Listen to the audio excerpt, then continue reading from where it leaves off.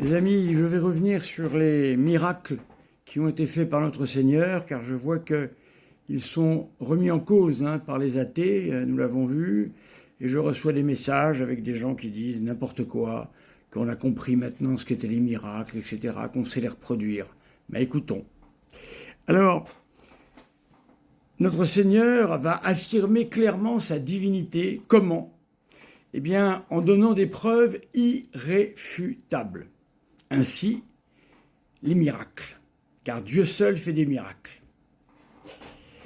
Jésus a accompli des miracles sur les corps, c'est-à-dire d'ordre physique.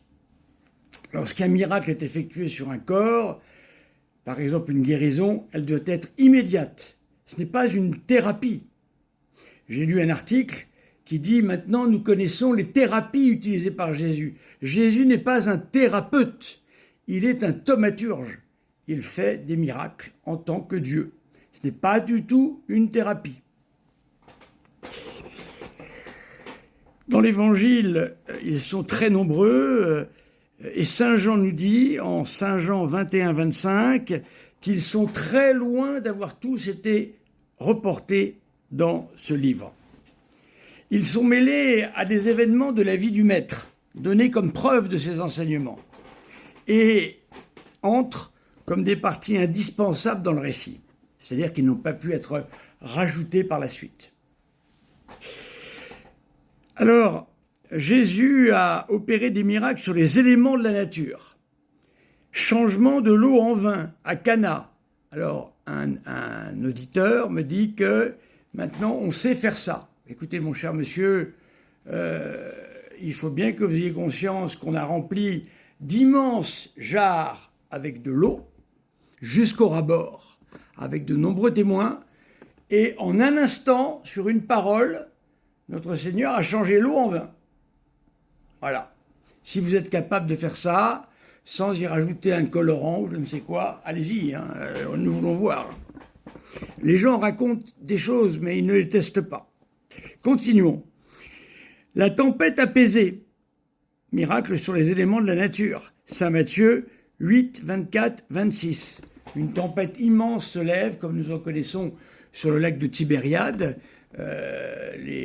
Les marins étaient effrayés par ces tempêtes. Notre Seigneur dort au fond de la barque. On le réveille. « Tais-toi !» La tempête s'arrête immédiatement. Alors nous attendons de voir des miracles comme ça. Si monsieur Fraise veut les faire, moi je suis prêt à voir ça. Pas de problème. Il va ordonner à la tempête. 2 pêches miraculeuses. Alors le monsieur, le correspondant, me dit « Oh, maintenant, pas de problème, on sait faire. » Alors écoutez, on peut peut-être imaginer une correspondance tout à fait miraculeuse, du coup. C'est-à-dire qu'au moment où on jette les filets, alors que des professionnels de la pêche ont essayé, n'ont rien pêché de toute la nuit, notre Seigneur, qui ne connaît rien normalement à la pêche, dit « Jetez les filets !» On jette les filets, on les remonte, les filets sont pleins, craqués. Écoutez, moi je veux bien, Alors donnez-moi des explications, cher monsieur. Je veux bien faire une vidéo, moi, avec tout le monde, si vous voulez. Je n'ai pas de débatteur. J'attends des débatteurs, bien sûr. Je continue. Alors, 2 pêches miraculeuses. Luc 5 à 11, Jean 21, 3 à 11. Démultiplication des pains, le figuier desséché, voilà. Un arbre mort. Notre Seigneur touche l'arbre, l'arbre renaît. Allez-y, monsieur Fraise, allez-y, nous attendons. Allez-y. Monsieur Fraise est un... D'ailleurs, j'ai beaucoup d'admiration pour ça, voyez-vous. Si les choses étaient en ordre, il devrait avoir autant d'admiration pour Jésus que moi j'en ai pour son art. Voyez-vous, c'est chacun son domaine. Mais non, il faut qu'il se mêle de tout. Et ces gens-là remettent tout en cause. Il est pas illusionniste, c'est un mentaliste, c'est ça j'ai trouvé. Alors, ensuite, il a opéré des miracles sur le corps humain. D'ailleurs, les miracles continuent. À Lourdes, il y a plus de 70 miracles reconnus. Pourquoi les athées n'en parlent jamais de ça? Et attention, dossier médical en main. Tout médecin venant du monde entier peut consulter les dossiers médicaux. Voilà. Les guérisons ne peuvent pas être psychologiques, ni même par des choses que la nature nous expliquera un jour, car ce sont des maladies dont on ne guérit pas. Ce sont des maladies dégénératives la plupart du temps, et c'est immédiat. les personnes, j'en ai rencontré un qui était une maladie de Charcot, il était totalement, ne pouvait plus rien bouger du tout, il allait mourir d'étouffement. On l'a on l'a plongé dans l'eau lourde, on l'a relevé, il a senti une chaleur en lui et il s'est mis debout. Écoutez, allez m'expliquer ça, vous, hein? Et arrêtez avec on comprendra ça plus tard. Non, non, on comprendra pas ça plus tard. Voilà, c'est un miracle. C'est quelque chose qui ne doit pas avoir lieu. Et ça a lieu, parce que Dieu fait des miracles. Et n'en déplaise aux évangéliques, la Vierge Marie participe à ces miracles. Et oui. Alors, il opère des guérisons de malades, lépreux, des lèpres définitives, paralytiques, sourds-muets, aveugles, hydropiques. Voilà, des maladies diverses et variées dont on ne guérit pas. Notre Seigneur arrive dans un village, on lui présente un homme qui est aveugle depuis sa naissance, il a 30 ans. Notre Seigneur lui dit « Tes péchés sont remis, va ». Et hop, la vue lui revient. Voilà. Si vous êtes capable de le faire, faites-le. Montrez-moi que je me trompe. Et que notre Seigneur, en fait, était un magicien. Mais vous n'y arriverez pas, hein. C'est pas possible. Continuons. Il a chassé les démons. Alors ça, évidemment, comme ces gens ne croient qu'en ce qu'ils voient, évidemment.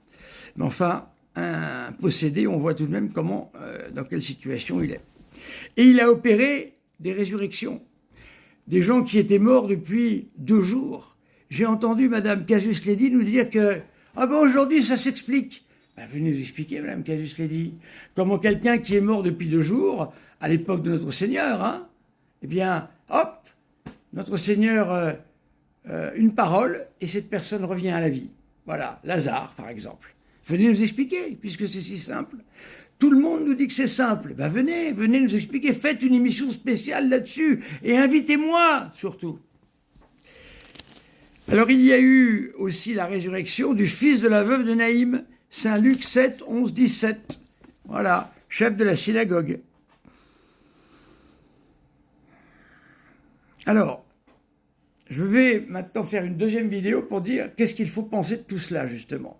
Parce que tous ces gens que j'entends, Madame Casus-Ledy, cet auditeur là qui vient sans arrêt me casser la tête sur sur mes lives, n'arrête pas de me dire maintenant on sait le faire, c'est facile, ça n'existe. Faites-le, faites-le. Je vous fournis l'aveugle de naissance et on va voir ce que vous faites. Je vous fournis la maladie de Charcot, vous allez voir ce que c'est. Hein, facile de parler depuis son canapé, c'est facile. Deuxième vidéo.